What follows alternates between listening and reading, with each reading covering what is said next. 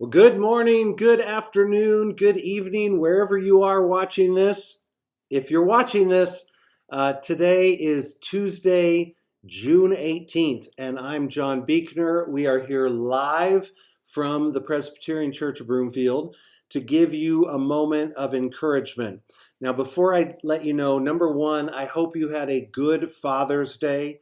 I know it can be tricky for some folks in that they might not have very good memories of their father, or they miss their father and they're wondering what life is like. And I understand some of that. And I also, at the same time, try to remember that it is God who is our ultimate father, and God is the one who fathers us.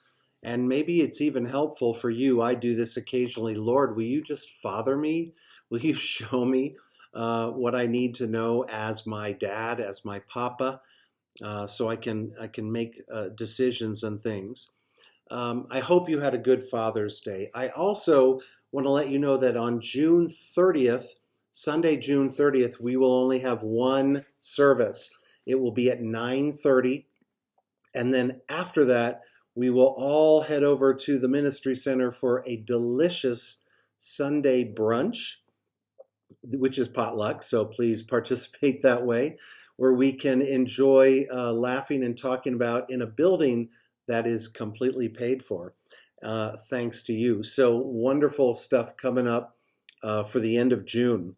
Here's what I was reading this devotional from John Eldredge, and he's talking about Matthew 6:28, and he reads it from the Message version.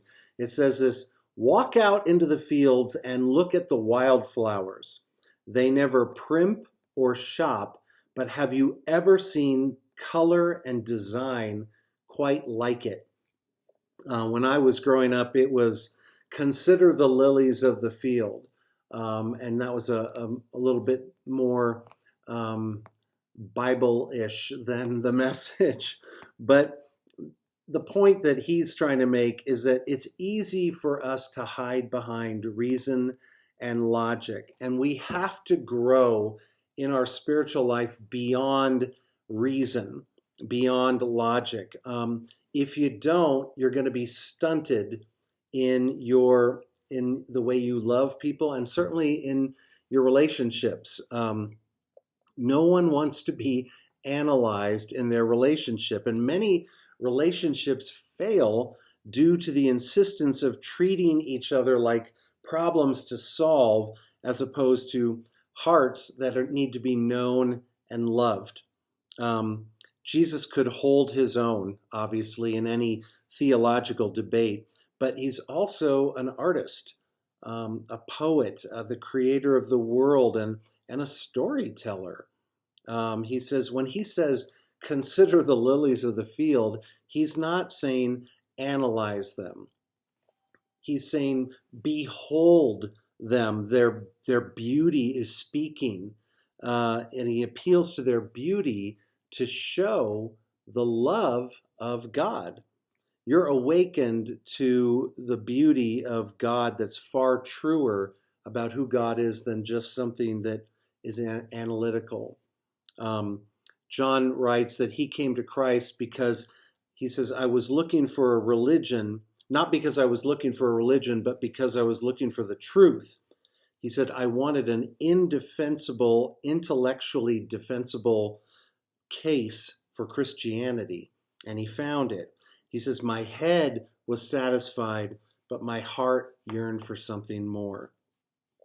Um, it's good to find logic, obviously, in your theology, but also allow your heart to be wooed by the beauty of the mountains and the deserts and the sky, and in literature and music and things like that.